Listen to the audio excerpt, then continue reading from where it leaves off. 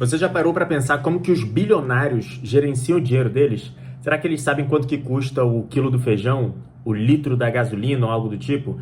Eu acredito que não. O que você acha? Mas nós dois aqui, eu, você e todo mundo que a gente conhece que está no nosso ciclo social, a gente precisa saber esses itens. Quanto custa cada um deles, porque isso impacta diretamente no nosso orçamento dentro de casa. Por isso, eu separei para falar contigo aqui uma forma para você gerenciar o teu orçamento como aquele 1%, aquele 1% de pessoas que querem progredir financeiramente e construir patrimônio. Vamos lá. Eu sou Alexandre Filho, seja muito bem-vindo ao nosso canal aqui do YouTube. E eu estava pensando esses dias nas pessoas mais ricas do mundo. O que eles são? A maioria deles são empresários, né? Donos de negócios, assim. E se você for pensar nas pessoas ricas, não necessariamente mais ricas do mundo, mas que têm um patrimônio financeiro relevante, suficiente para viver muito bem, elas são ou donas de negócio, ou pessoas que são investidoras, ou atletas que são donos assim de habilidades especiais, ou herdeiros que são donos de patrimônio e tem que manter ou continuar aquele patrimônio ali. Ou seja, se você concentrar a maioria das pessoas ricas, né, que constrói sua fortuna, elas detêm alguma coisa, elas são donos de alguma coisa.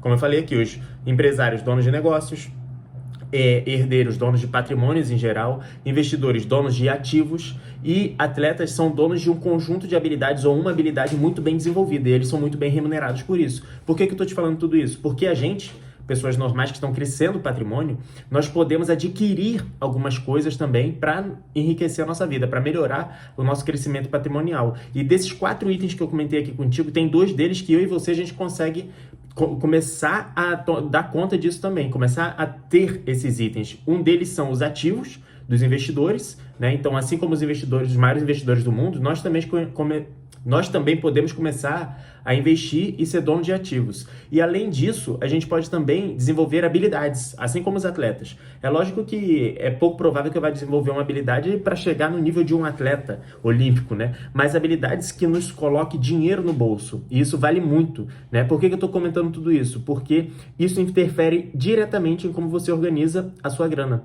Porque dependendo do que você for fazer com o dinheiro do teu orçamento, você vai comprar mais ativos que te gerem mais dinheiro, ou dependendo do que tu fizer, você vai diluir essa grana sem comprar coisas que botem mais dinheiro no seu bolso. Para isso, para organizar tuas finanças, eu separei aqui o método 60-30-10, que eu deixei de uma forma temática aqui, de uma forma didática, aliás, para ficar mais fácil para você entender como que você pode dividir seu orçamento. Então, começando pela parte do 60, o que significa? Esses são os percentuais que você vai dividir o dinheiro que entra na sua conta, no seu salário, dos seus rendimentos. Então, 60% desses rendimentos vão ser focados nos teus custos essenciais. Aliás, nos teus custos de forma geral, tanto os essenciais quanto os não essenciais.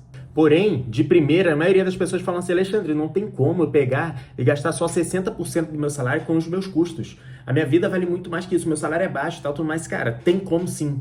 Deixa eu te explicar, tem 2 razões pelas quais tem como. A primeira delas é o seguinte: imagina num cenário hipotético que sai uma lei federal aí e fala assim: é o seguinte, a partir de hoje todas as pessoas terão a redução do seu salário em 30%, porque o imposto tal vai aumentar e todo mundo vai ter o salário reduzido em 30%.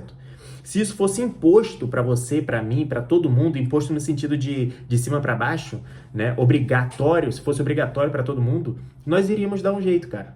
Você ia pegar 70% da renda que você tem hoje e ia dar um jeito de viver com ela. Você trocaria de carro, você mudaria de moradia, mudaria de bairro, você daria um jeito. Ou você ia complementar a sua renda para poder ter mais dinheiro. Então tem como, tá? Tem como, porque se fosse obrigatório você conseguiria fazer. O segundo formato é o seguinte: é porque às vezes a gente tem a impressão de tudo que a gente gasta é essencial. E a maioria das vezes não é. Se você for colocar na ponta do lápis todos os seus gastos, você vai ver que boa parte do que você gasta não é essencial, principalmente se você não faz um controle de orçamento. Eu vou dizer para você aqui quais são os itens que são essenciais hoje na minha vida. Moradia, que eu pago aluguel, moradia, internet, telefone, água, luz e gasolina e compras do mês. São 7 itens. Só que desses 7 aqui eu posso reduzir ainda. Se eu tiver apertado demais, eu posso cancelar a internet, porque o meu pacote do celular ele já tem internet para o mês inteiro. Eu posso rotear a internet e fazer tudo pelo meu celular. Eu não dependo de internet aqui dentro de casa. Então eu considero esses 7 itens os itens essenciais. Além disso, os gastos que eu faço, comprei no cartão de crédito um negocinho aqui pra mim, eu quero comprar por exemplo, eu tô a fim de comprar um microfone e ainda não comprei. Quando eu for comprar, é gasto não essencial, é pra melhorar o conteúdo do YouTube aqui. Ah, eu quero comprar uma garrafa pra levar pra academia, eu quero comprar esses itens são não essenciais. Restaurante fora, outros itens, academia. Academia é o item que pra mim é essencial, mas só que eu posso fazer exercício sem pagar academia. Eu posso fazer flexão, barra, agachamento e paralela aqui perto de casa e ficar correndo na rua. Entendeu? Então, se você for botar na ponta do lápis os seus gastos essenciais de verdade, você vai ver que ele não consome toda a sua renda. Boa parte da sua renda é de gastos não essenciais. Então, entendido que dá para reduzir esses gastos, aliás, dá para viver com menos do que você vive, é interessante você pegar e fazer isso de forma intuitiva. Para quê? Para você enquadrar os seus gastos em mais ou menos ali 60%, seus gastos que eu digo de essenciais e não essenciais, e o restante você dedicar a coisas que são mais interessantes para você, para desenvolver aquelas habilidades que a gente conversou e para investir em coisas que vão fazer teu patrimônio crescer cada vez mais. Por quê? Isso aqui é uma situação temporária, cara. Você não vai viver a vida inteira dessa forma. Depois de alguns anos, isso vai fazer muita diferença para você lá na frente, a ponto de o dinheiro não ter um papel importante na sua vida e você poder gastar o suficiente para viver de forma extremamente confortável. Então, inclua isso na tua rotina. Coloque essa meta de 60% dos teus gastos suprir a necessidade da tua vida.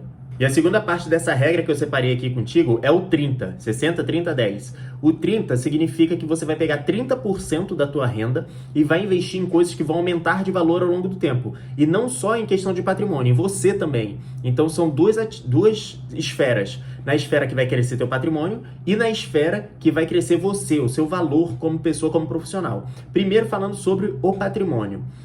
Eu não sei se você já teve essa sensação, mas eu já tive. Eu vou explicar pra você aqui como é que é. Cara, você recebe o seu salário, pô, beleza, hoje é semana do pagamento, vou receber na sexta-feira. Recebeu na sexta-feira. Fim de semana você vai ali aproveitar, vai fazer um jantar, um lanche, um negócio, que normalmente a gente faz isso. Segunda-feira você vai pagar uma porrada de boleto, vai pagar o aluguel, pagar isso, pagar aquilo, faz o Pix, transfere daqui, faz ali, cartão de crédito, papapum, não sei o que, pô, acabou. Segunda, terça, quinta-feira, meu irmão, tu já tá esperando o outro salário do mês que vem. Pô, isso não é vida, cara. Isso é literalmente a corrida dos ratos. Eu tô falando contigo aqui, mas eu já vivi assim também. Isso aí, se você não procurar intuitivamente, intencionalmente construir o teu patrimônio, ele não vai se construir sozinho. É muito difícil isso acontecer. Inclusive, falando de construção de patrimônio, eu separei até um exemplo aqui para falar contigo sobre a importância de começar a investir o mais cedo possível, ainda que você tenha pouco dinheiro. Eu vou te dar um exemplo aqui, duas pessoas, o João e o Pedro, tá? O João, ele começou a investir aos 20 anos de idade. E ele investia R$300 por mês. Ele investiu de 20 a 30 anos de idade, ou seja, ele investiu por 10 anos, R$300 por mês. Depois disso, ele nunca mais investiu. Só que ele deixou esse dinheiro ali trabalhando até chegar aos 60 anos de idade. Beleza? Guarda essa informação do João aí. O Pedro é o outro cara que ele falou assim, rapaz, eu não vou começar a investir agora não, que eu tenho pouco dinheiro, vou esperar eu evoluir um pouquinho para começar a ganhar um pouco mais e investir um pouco mais. Então, o Pedro começou a investir quando ele tinha 30 anos de idade. Só que, diferente do João, ao invés dele investir R$300 por mês, ele começou investindo R$500 por mês, que é muito mais grana, né? 60% a mais, pelo menos, ali. Então, ele começou a investir R$500 por mês e ele ficou investindo dos 30 aos 60 anos de idade. Ou seja, ele ficou 30 anos aportando R$500 por mês todos os meses. No final das contas, quem você acha que tem mais patrimônio? Comenta aqui, antes de eu te falar a resposta que eu vou te falar agora. Mas comenta aqui, de verdade, João ou Pedro, quem você acha? Para você ver a importância de você começar mais cedo. A importância de começar o mais rápido possível. Vamos lá, eu coloquei aqui dos lados os números para eu não me complicar. Então, o Pedro, que é a segunda pessoa que investiu R$500 por mês por 30 anos, saiu do bolso dele, de aportes mesmo, R$180 mil. Então, nesses 30 anos, R$500 por mês, R$180 mil. O João, como ele investiu só R$300 por 10 anos, ele tirou do bolso dele, em aporte, R$36.300. Foi o quanto ele tirou nesse período, tá? Só que o Pedro chegou no patrimônio, depois de 30 anos investindo R$500, ele chegou no patrimônio de R$1.031.421,66. Você pode repetir essa simulação aí, usa taxa de juros de 10% ao ano, foi a taxa que eu usei. E o João, quando chegou na mesma idade do Pedro, com 60 anos, você acha que ele chegou com mais ou com menos dinheiro? Ele chegou com mais dinheiro, cara. Apesar de ter quase o mesmo patrimônio, ele chegou com mais dinheiro. Ele chegou com 1.059.829,23. O que eu quero te mostrar aqui? Que é muito importante, primeiro, você investir. Olha só o resultado do Pedro, com 500 conto, ele tá com mais de 1 milhão na conta, com 10% ali, ele 10 mil reais por mês, ele consegue 8 mil por mês tranquilo, tá? Só que o João, pelo fato dele ter começado antes, ele ficou exposto à valorização do dinheiro dele por muito mais tempo. E o esforço necessário que ele teve que fazer para chegar nesse patrimônio de 1 milhão e pouquinho foi muito menor do que o Pedro. Então, ainda que você tenha pouco dinheiro hoje, comece a investir, cara, mesmo que pouco. Primeiro, porque você vai desenvolver disciplina, que é muito importante, principalmente no mundo dos investimentos. E segundo, que o teu patrimônio vai ficar muito tempo exposto aos juros compostos. Isso faz muita diferença no longo prazo. Nesse mundo dos 30% que você vai investir, tem vários ativos que você pode investir para fazer teu patrimônio crescer. Tem renda fixa nacional, tem fundos imobiliários. Inclusive, eu já fiz um vídeo falando sobre como montar uma carteira de fundos imobiliários. Eu vou deixar linkado aqui na descrição do vídeo, depois você vai lá. Tem ações aqui no Brasil, tem Bitcoin que você pode comprar também. Se você não conhece sobre esse ativo, procura aqui no canal, tem alguns vídeos que eu expliquei como é que funciona. É um bom ativo para você dar uma olhada e quiçá colocar na tua carteira, tá? Tem ações no exterior, tem renda fixa no exterior, fundos imobiliários, ou seja, você tem várias opções para começar a sua carteira de investimento. Isso são ativos que vão se multiplicar ao longo do tempo. Agora, na parte de você se desenvolver como pessoa, você pode desenvolver várias habilidades. E eu estou considerando que você aí, que está assistindo, você trabalha o dia inteiro no horário comercial e você tem um horário da noite disponível, como eu, por exemplo. Eu trabalho no horário comercial, no horário da noite normalmente eu estou disponível. Então, considerando esse cenário, quais habilidades que você poderia desenvolver aí na tua casa em contato com a internet? Pô, tem diversas. Você pode aprender, eu até anotei aqui, em relação à renda extra, para fazer dinheiro. Você pode aprender edição de vídeo, você pode aprender edição de imagem, você pode aprender copywriting, você pode aprender gestão de tráfego, você pode aprender SEO para sites, você pode aprender a criar sites, você pode aprender engenharia de prompt para IA, você pode aprender a desenvolver vídeos com IA. Todas essas ferramentas, investindo tempo agora, pode se tornar uma habilidade e com essa habilidade você desenvolver uma renda paralela ao seu trabalho. E quiçá lá na frente essa habilidade fique tão importante, tão grande, tão desenvolvida, a ponto de virar sua principal renda e abastecer cada vez mais o crescimento do teu patrimônio. Naturalmente, o teu patrimônio como um todo vai crescer e você vai ser valorizado mais como profissional também. Tu entende o que eu quero dizer aqui? Então, esses 30%, ele é focado em você começar a investir, mas também você pensar em, de repente, fazer um curso ali, fazer alguma coisa que faça sentido para você aumentar o seu valor percebido. E se você estiver começando agora, sem saber investir nada, do zero mesmo, esses 30% agora no início vão ser focados em você criar a sua reserva de emergência, tá? A reserva de emergência é interessante você saber que tem que ser um investimento que ele tem que ser muito seguro, ele tem que ser líquido. O que significa ser líquido? É ser disponível para você o mais rápido possível. Por quê? Porque o dinheiro da reserva de emergência, o objetivo não é você ganhar mais dinheiro, você está exposto à maior valorização do mundo. Na hora da emergência, você não quer saber disso, você quer saber do dinheiro para safar aquela situação ali, entendeu? Então, tem que ser líquido, tem que ser seguro e ter uma rentabilidade boa. Hoje, tem alguns produtos no mercado que você faz esses 3 pilares ali, que você pode pegar um CDB ali com 100% do CDI, 110% do CDI, você pode pegar um Tesouro Selic, né? Depende de como tu organiza as tuas finanças. Isso influencia direto em como você vai montar essa tua reserva de emergência. Com o passar do tempo, é lógico que dependendo de quanto você investe da sua renda, vai demorar para você formar essa reserva de emergência, que pode ser ali de 3 a 6 meses do teu rendimento mensal, do teu custo mensal.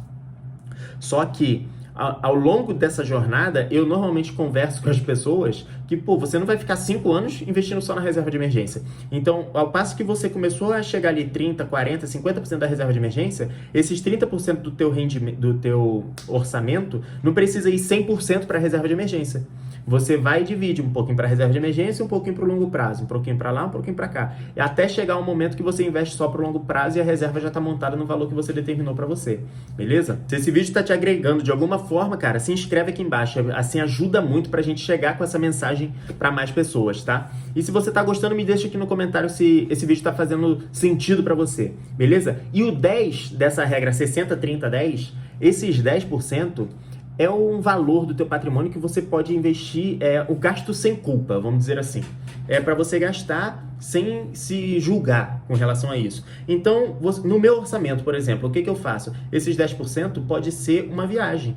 Eu gosto de investir essa grana em experiências, em viagem, passeio com a minha esposa. Eu gosto de viajar. E esses 10% pode ser, por exemplo, você parcelar uma passagem ali dentro do seu orçamento, tudo certinho, para você fazer uma viagem num feriado, numas férias ou algo do tipo. Nesse 10% você pode comprar, sei lá, quadro para sua casa, você pode comprar qualquer item, apoio de esponja de... Outro dia eu vi até no Instagram esse negócio. Apoio de esponja para lavar louça, qualquer coisa, literalmente qualquer coisa. Ou você pode pegar, comprar o item mais caro e aí ir fatiando esse item parcelado ali para você poder pagar com 10% do teu orçamento mensal. Então a ideia aqui é o quê? Esse gasto sem culpa é porque assim, quando a gente se planeja financeiramente, você tem que abrir mão de muita coisa, cara. Essa é a realidade. Só que você ficar só abrindo mão por muito tempo não faz sentido.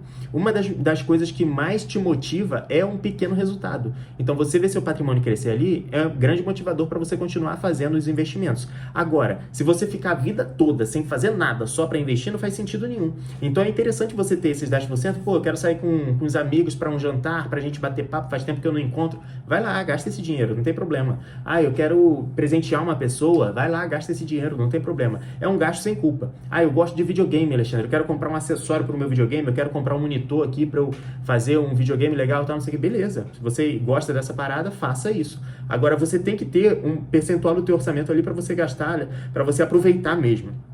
Porque senão você não vai conseguir manter esse comportamento a longo prazo, beleza? Então essa foi a regra 60-30-10. Me diz aqui nos comentários se fez sentido pra você, tá? Deixa um like aqui no vídeo e vai assistir esse outro vídeo aqui que eu separei, que vai te gerar muito valor também.